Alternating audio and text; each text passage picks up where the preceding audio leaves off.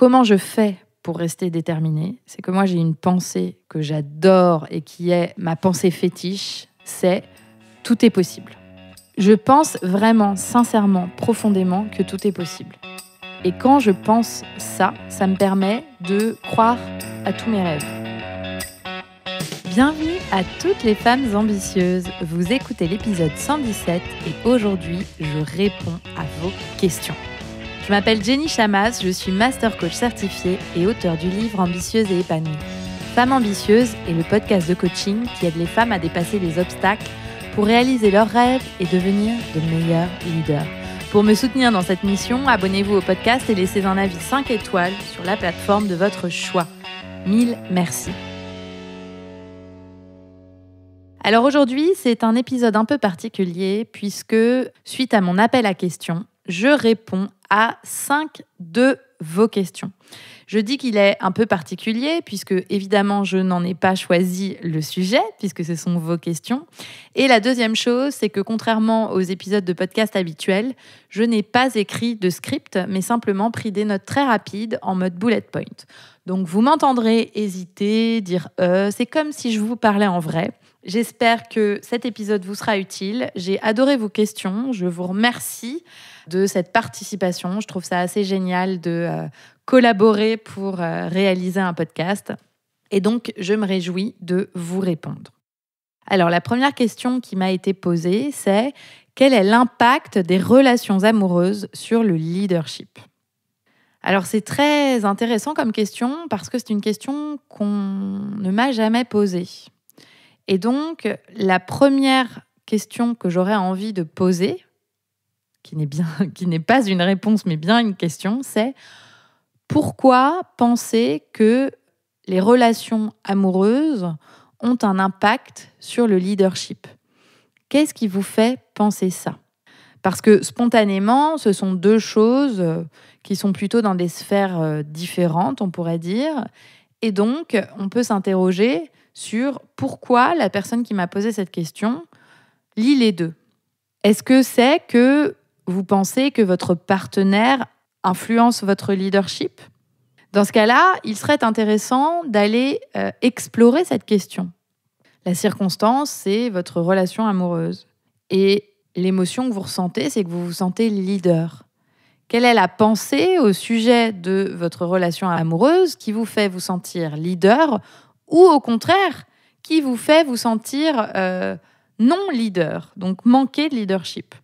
Et donc là, ce qui m'est venu à l'esprit tout de suite, c'est est-ce que sous-jacente à cette question, il y a la pensée que le fait d'être dans une relation amoureuse où on se sent soutenu, épaulé, encouragé, facilite le fait d'être un leader, à la fois dans les décisions de vie qu'on prend, c'est-à-dire avoir le courage de faire des choses, de réaliser des choses, de dire oui, de dire non, ou est-ce que ça n'a pas d'impact ? Alors, je pense que tout dépend. Le leadership, il ne naît pas d'une relation amoureuse. C'est-à-dire qu'on se sent leader quand on pense comme un leader. C'est pas la relation amoureuse qui va directement impacter vos pensées. Donc, en ce sens, il n'y a pas de lien entre relation amoureuse et leadership. Mais si on creuse un peu plus loin, je pense que ce qu'on peut peut-être envisager, c'est que effectivement, comme le leadership a été pendant très longtemps un rôle masculin, quelque part, on le visualisait comme ça, il était construit comme ça, et le leadership se féminise amplement. Mais c'est vrai qu'on a été socialisé pour penser que les leaders étaient surtout des hommes. Donc, une femme qui est leader dans sa relation amoureuse, eh bien, on peut se poser la question de l'équilibre ou du déséquilibre par rapport à des images sociales construites dans le passé et qui continuent d'exister.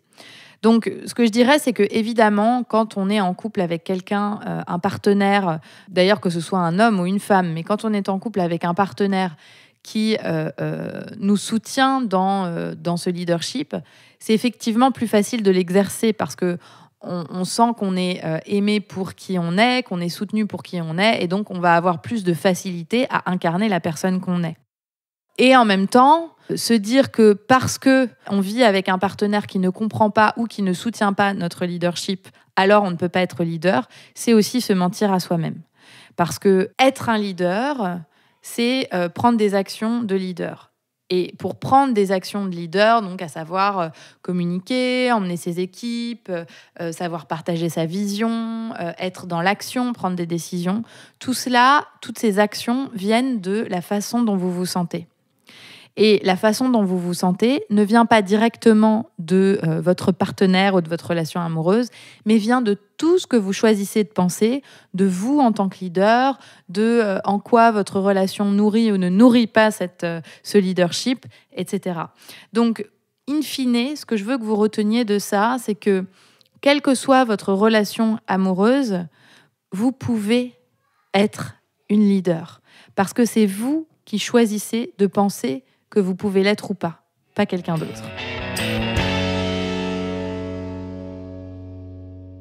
La deuxième question qu'on m'a posée, c'est comment rebondir sur un nouveau projet quand un gros truc se finit et qu'on se sent vide. Alors, se sentir vide, ce serait de l'ordre de l'émotion, de la sensation, et une émotion vient toujours d'une pensée. Donc ma première question ici, c'est pourquoi est-ce que vous vous sentez vide ? Il y a une pensée ou une collection de pensées qui fait que la fin de ce projet fait vous sentir vide.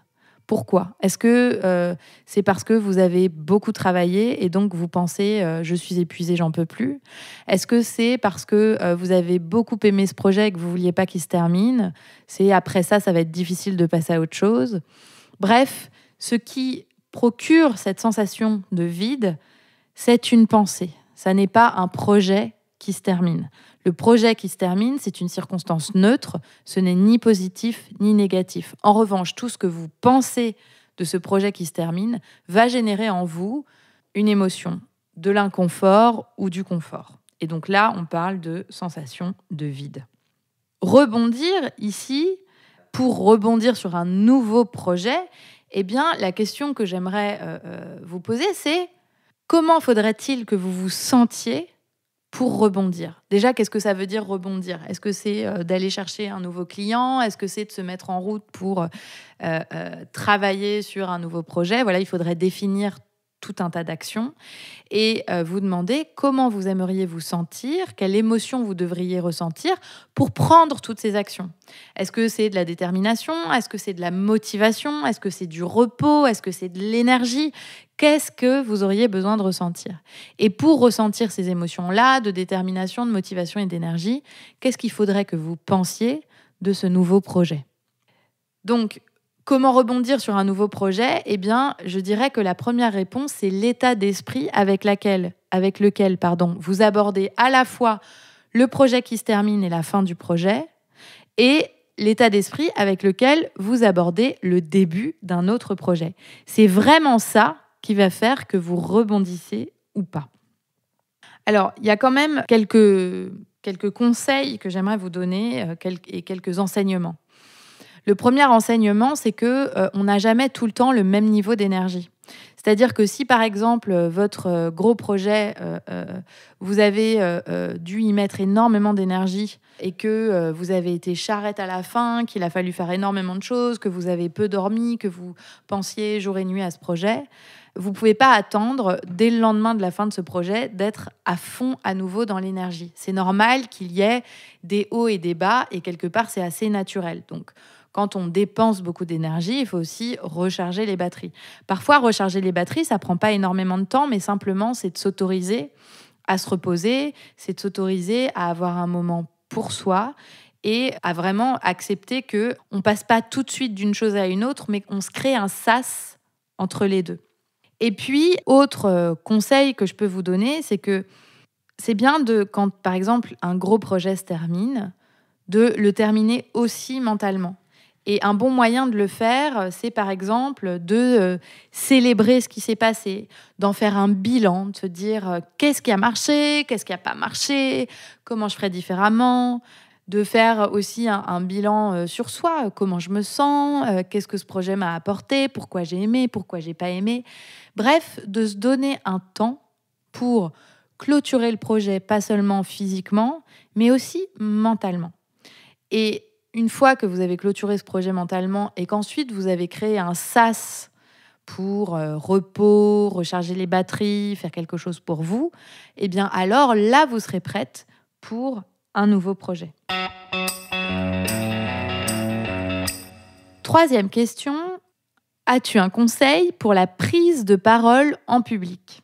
Alors, j'ai quelques conseils pour la prise de parole en public. La première chose, c'est votre pourquoi.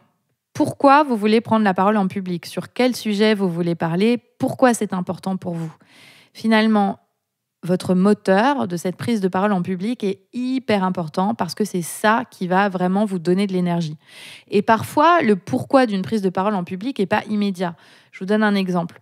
Si vous êtes au sein d'une entreprise et que votre fonction vous demande de prendre la parole en public, mais que précisément sur ce sujet, vous n'êtes pas hyper intéressé, c'est pas votre truc, il y a des choses que vous préférez par ailleurs, votre moteur, ça va peut-être pas être le sujet en question. Votre moteur, ça va peut-être être de montrer votre leadership, de parler à des gens qui ont besoin d'être emmenés quelque part. Ça peut être de vous entraîner à mieux prendre la parole en public. Enfin, il peut y avoir différents moteurs. C'est pas nécessairement le sujet que vous abordez. Ça peut être différents moteurs. Donc, la première chose que je vous conseille, c'est vraiment de trouver votre moteur. Qu'est-ce qui va faire que vous allez aller trouver, puiser la motivation, l'énergie pour prendre la parole en public. La deuxième chose, c'est qu'une prise de parole en public se prépare. On ne vient pas à une prise de parole en public, sauf si elle est complètement spontanée et qu'on ne savait pas qu'on allait parler, évidemment, mais si c'est quelque chose duquel vous êtes au courant, vous savez que vous allez devoir prendre la parole sur tel sujet, que vous allez devoir faire une présentation, ça se prépare. Les meilleurs préparent leur présentation. C'est-à-dire que savoir prendre la parole en public, l'art n'est pas de savoir improviser. Les très bons orateurs, ils se préparent, ils écrivent, alors plus ou moins dans le détail. Ils apprennent pas par cœur, hein. C'est pas l'idée, pas nécessairement. Mais en tout cas, ils ont leur plan dans la tête. Ils sont entraînés pour poser leur voix, pour ressentir à quel moment ils vont devoir être énergiques, à quel moment va falloir lâcher du lest. Et du coup, ça va aussi enlever tout un aspect de trac parce que vous allez connaître votre sujet sur le bout des doigts, vous vous serez entraîné. Et quand la prise de parole est vraiment une prise de parole très importante, avec un enjeu fort pour vous, qu'il y a beaucoup de gens en face à vous, il ne faut pas hésiter à se faire aider. C'est-à-dire qu'il y a des coachs de prise de parole en public.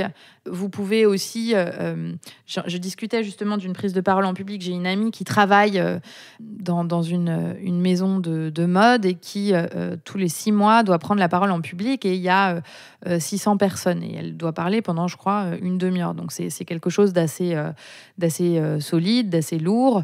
Eh bien...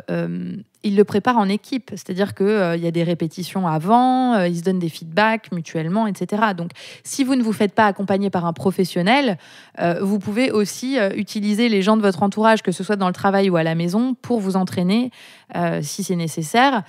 Et une autre option aussi, c'est de vous filmer puis de regarder la vidéo et ensuite de vous auto-évaluer. Mais vraiment, l'entraînement est hyper important.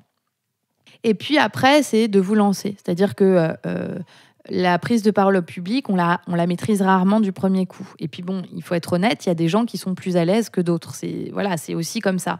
Mais ce qui est génial et ce qui est bon à savoir, c'est qu'il y a énormément d'orateurs qui au départ n'étaient pas du tout à l'aise et qui pourtant le sont devenus à force d'entraînement. Donc ce que je vous dirais, c'est on teste, on y va. On accepte que ça va pas être parfait, que c'est pas grave. Et ce à quoi vous pouvez toujours vous raccrocher, c'est vos émotions. Dans une prise de parole en public, ce qui est fondamental, c'est de connecter avec votre public. On doit sentir l'énergie passer, à la fois la vôtre et en même temps celle du public. Cette énergie, elle n'est pas nécessairement visible. Vous allez la ressentir à certains moments parce que vous allez ressentir des frissons, ou alors vous n'êtes pas très habitué à l'énergie et donc vous n'allez pas la ressentir, mais vous allez repérer dans la salle quelqu'un qui lève les yeux, quelqu'un qui acquiesce. Bref, l'idée ici, c'est de vous accrocher à vos émotions, à vos ressentis, pour pouvoir les laisser passer. D'accord ? Donc, si à un moment, vous avez le trac, C'est pas grave. Vous pouvez dire que vous avez le trac. Les gens vont le ressentir, mais c'est aussi un moyen de connecter. C'est humain d'avoir le trac et les gens dans l'audience, ils ont aussi le trac pour vous. Si vous vous sentez tout à coup très joyeuse ou peinée par un sujet, vous pouvez faire passer les émotions. L'idée de la prise de parole en public, c'est pas d'être une statue et de façon robotique de faire passer un message. C'est vraiment d'être vous et d'arriver à faire passer un message qui est compris à la fois dans les mots que vous dites, mais aussi dans tout le langage invisible, qui est à la fois un langage corporel et en même temps une énergie qui circule. Voilà donc mes conseils. Et je dirais que pour avoir souvent pris la parole en public et le faire de plus en plus, vraiment, l'entraînement est nécessaire, connaître à l'avance le lieu où vous serez, combien de personnes il y aura, pour pouvoir vous positionner d'une certaine manière qui fait que vous vous sentez bien à cet endroit, vous habiller avec des vêtements un peu, des power vêtements, des vêtements dans lesquels vous vous sentez bien. Pour moi, ça va être de mettre des talons et mettre un rouge à lèvres rouge. Qu'est-ce que c'est pour vous ? Voilà, il y a un peu aussi un côté rituel pour vous préparer à entrer en scène et prendre la parole en public. 4e question, comment fais-tu pour déconnecter le soir en tant qu'entrepreneur ? Alors, je vais être très honnête, c'est difficile de déconnecter. D'ailleurs, je dirais même que dans mon cerveau, il y a toujours une partie à l'arrière-plan qui réfléchit en permanence, qui reste ouverte et attentive à tout ce qui pourrait nourrir mon entreprise. Donc, en soi, quelque part, je suis jamais vraiment déconnectée. Mais ça ne veut pas dire que je ne peux pas être présente à ce que je fais. Donc, qu'est-ce que je fais pour essayer de m'aider au mieux à déconnecter ? Déjà, j'éteins tout, c'est-à-dire que quand je termine ma journée de travail, j'éteins mon ordinateur, j'essaye au maximum d'éteindre mon portable. Alors, pour être très honnête, je ne l'éteins pas quand je finis le travail, mais j'essaye de l'éteindre. Si je vois que j'ai passé un peu trop de temps, vite, à 20h, j'éteins tout. Donc voilà, c'est un peu ma technique, c'est d'éteindre, parce que ensuite, même quand on a un peu l'envie de rallumer, c'est quand même, ça demande un effort de rallumer. Donc, quelque part, on se protège de la connexion. Puisque quand on éteint, on ne reçoit plus les messages, on ne peut plus lire les derniers trucs qui sont tombés. Et donc, quelque part, ça force à la déconnexion. Et puis, parfois, je décide, mais c'est fait en conscience, de ne pas déconnecter. C'est-à-dire de ne pas éteindre tout ça et de m'autoriser à regarder. Ces moments-là, en général, quand je m'autorise ça, c'est des moments-là où je suis un peu anxieuse et que je suis un peu plus indulgente, on va dire, avec moi-même. Donc, je ne m'inflige pas de déconnecter. Mais au fond, mon habitude et ce que je fais 90% du temps, c'est tout éteindre. La deuxième chose qui m'aide pour déconnecter le soir, c'est une planification hyper rigoureuse.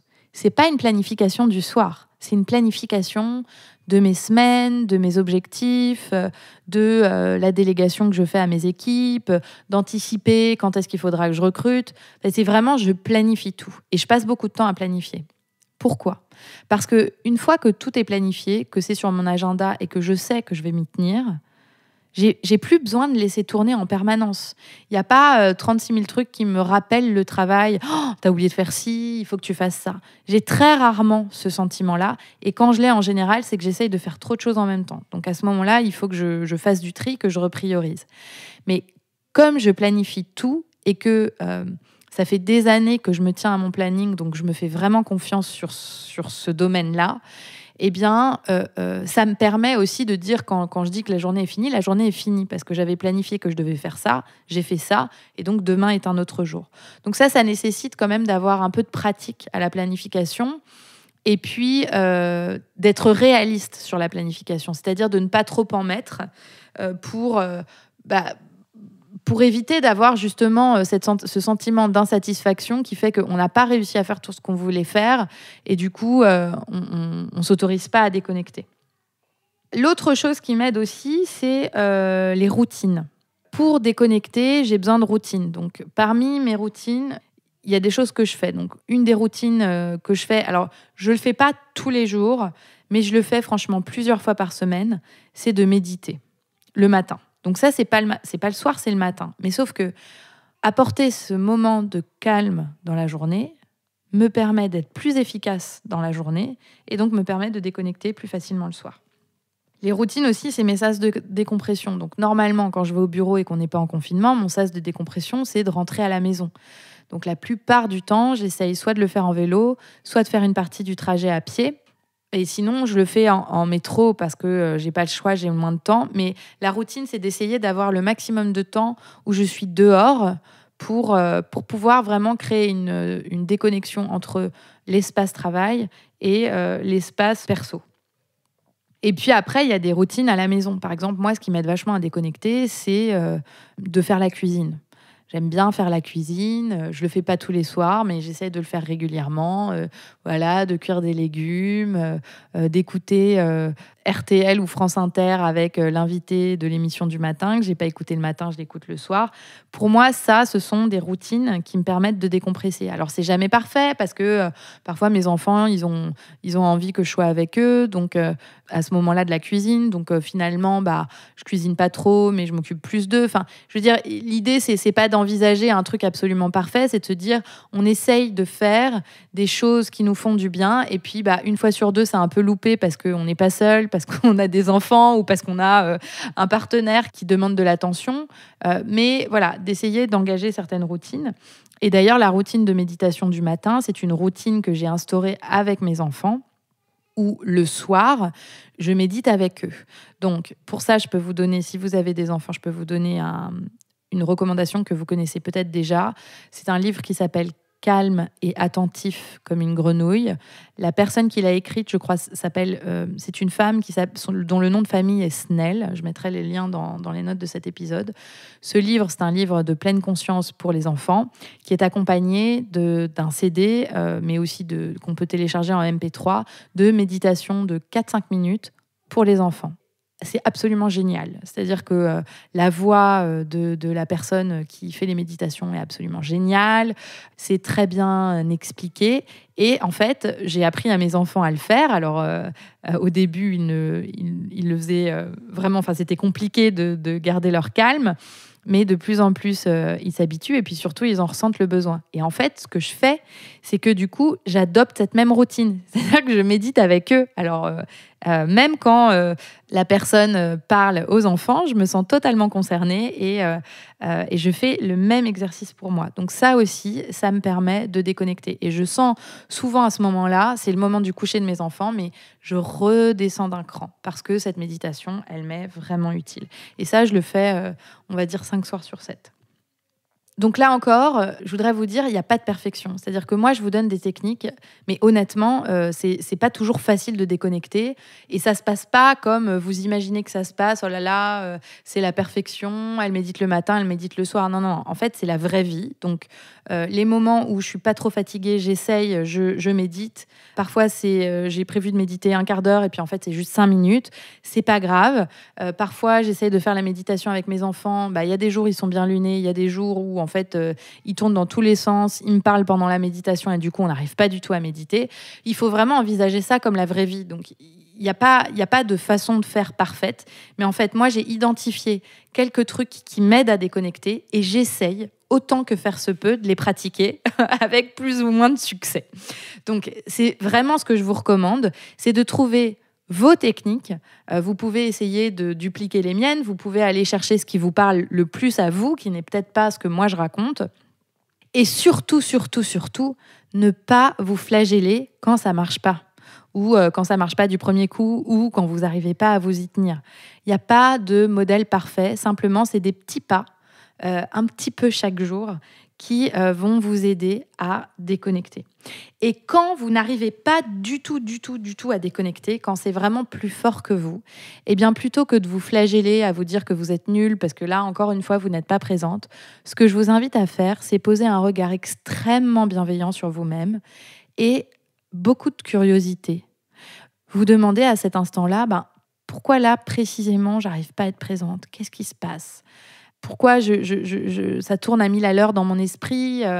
Et en fait, cette curiosité va vous permettre de repérer les moments où ça se passe comme ça. Et en fait, plus vous êtes curieuse, plus vous observez, plus vous vous donnez la chance de repérer les moments ou les situations qui vont enclencher ce phénomène de non-déconnexion. Et donc, plus vous vous connaissez, plus vous connaissez ces déclencheurs, et plus vous allez pouvoir y pallier et vous organiser pour les éviter. Donc voilà, je pense que sur ce sujet, c'est à peu près ce que j'ai à dire, tout en partageant que, évidemment, y a des moments où j'arrive pas du tout à déconnecter. Et d'ailleurs, c'est marrant que j'enregistre cet épisode de podcast la nuit dernière, précisément. J'ai une nuit extrêmement angoissante. Ça faisait longtemps que ça m'était pas arrivé, mais j'ai des périodes comme ça, avec beaucoup d'angoisse. Et c'est pas juste le cerveau qui tourne à 1000 à l'heure, c'est aussi les sensations, la sensation d'angoisse très très présente dans le corps, avec cette nécessité de bouger, de pas réussir à m'endormir, au point que je transpirais. Enfin, c'était assez intense. Il y a des années, je me serais dit, mais c'est un drame, Jenny, t'as vraiment un problème, tu vas être crevée. Et là, en fait, j'ai pris mon téléphone pour accéder à mon application de méditation. J'ai cherché une méditation pour faire face à l'anxiété et je l'ai écoutée. Et ça a duré 10 minutes, j'ai réussi à m'endormir. Et j'ai eu une mauvaise nuit, soyons clairs. J'ai eu une mauvaise nuit. Ce matin, j'ai eu du mal à me réveiller, j'ai pas mal traîné. Je ne traîne jamais au lit, mais là, j'ai dû traîner. Et en fait, j'ai décidé d'accepter que cette journée-là, elle serait pas productive. Et que je ferais pas tout ce qui est sur mon planning et que finalement, c'était pas si grave que ça. Parce que la plupart du temps, je suis fidèle à moi-même, je suis fidèle à mon planning. Mais j'ai su reconnaître que voilà, j'avais pas réussi à déconnecter parce que y a un truc qui m'a perturbée et j'avais besoin de prendre soin de moi. Je pense que c'est aussi ce que vous pouvez faire pour vous. C'est-à-dire que y a des fois où on alimente vraiment nos histoires et on se donne pas la chance de vraiment déconnecter parce qu'on respecte jamais son planning. Mais il y a aussi des moments où, en fait, c'est plus fort que soi. On est un peu entraîné par notre cerveau, par nos émotions. Voilà, c'est à vous aussi, avec bienveillance, de repérer ça et de savoir vous dire à certains moments, de vous botter gentiment les fesses en vous disant, bon, allez là, on se bouge un peu quand même parce qu'on abuse. Et puis, les fois où, en fait, non, là, j'ai besoin de temps, j'arrive pas à déconnecter, c'est pas grave, je vais pas me taper dessus, je fais avec et puis on va trouver une solution. Donc, si vous êtes bienveillante comme ça avec vous-même, vous verrez que déjà, vous aurez beaucoup moins de mal à déconnecter, vous le vivrez moins mal. Donc, c'est déjà une première étape. Et enfin, la dernière chose, décidément, je crois que j'ai beaucoup de choses à dire sur ce sujet. La dernière chose, c'est que personnellement, je fais énormément pour être aidée. C'est-à-dire que quand je vois que je suis dans une situation où vraiment, par exemple, la déconnexion devient un vrai problème ou l'anxiété devient un vrai problème, c'est pas le genre de truc que je laisse en plan parce que je suis quand même une professionnelle du coaching. Je sais qu'il y a des choses qu'on ne règle pas tout seul. Je le sais très bien. Et donc, il y a des moments où je parler à mon mari, parler à mes amis. Parfois, ça suffit. Puis parfois, c'est loin de suffire parce que c'est des problèmes plus complexes. Et donc, dans ce cas-là, j'hésite pas que ce soit avec un psychothérapeute ou avec un coach selon les besoins et les sujets. Bon, pour la déconnexion, c'est plutôt le coach, mais une très, très, très, très grande anxiété, parfois, ça peut être aussi important d'aller chercher d'où vient la cause.